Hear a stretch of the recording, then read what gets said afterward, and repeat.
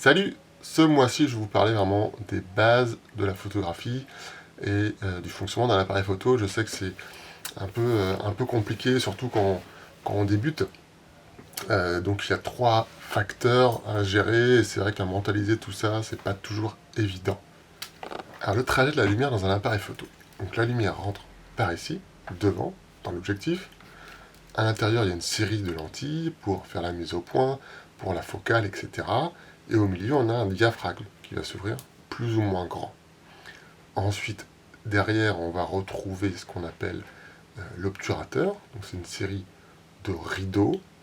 Alors sur les appareils hybrides, c'est un peu plus complexe parce qu'il y a cette série de rideaux, mais il y a aussi, d'où le nom d'hybride, une obturation qui est numérique, qui se fait juste par l'ordinateur.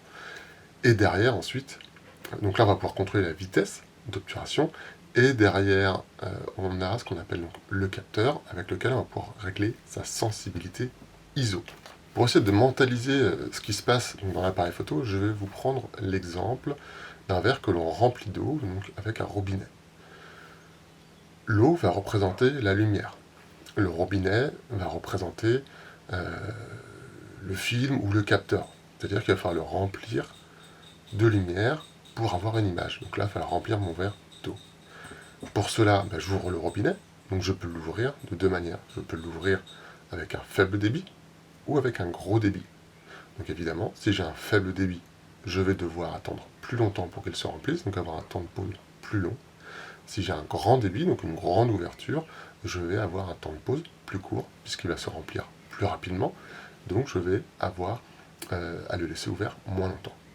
Voilà, donc j'espère que ça vous aide un petit peu à mentaliser cette notion d'ouverture et de vitesse, et ce rapport qui va se faire entre les deux.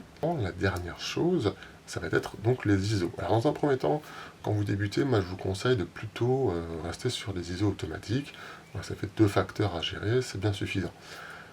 Mais après, pour mentaliser les ISO, on peut aussi imaginer la taille du verre d'eau qui va changer. Donc si j'ai un petit verre d'eau, il va se remplir rapidement de lumière. Donc ça, le petit verre d'eau symbolise un ISO fort. Du coup, le capteur est très sensible à la lumière, donc il faut un petit peu de lumière pour qu'il soit rempli, pour que l'exposition soit correcte. En revanche, si on a un grand verre d'eau, ça va symboliser un ISO faible, il va falloir plus de lumière, il va falloir plus d'eau pour remplir le verre, pour remplir le capteur, si on veut.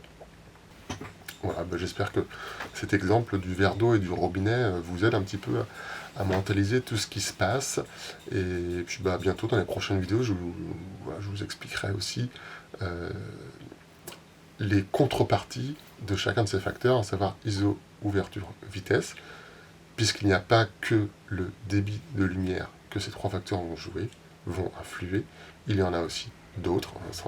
C'est ce qui rend la photographie intéressante et avec lesquels on va pouvoir faire des effets. Laissez un pouce levé, suivez-moi, abonnez-vous à la newsletter et tous les mois vous aurez une astuce photo.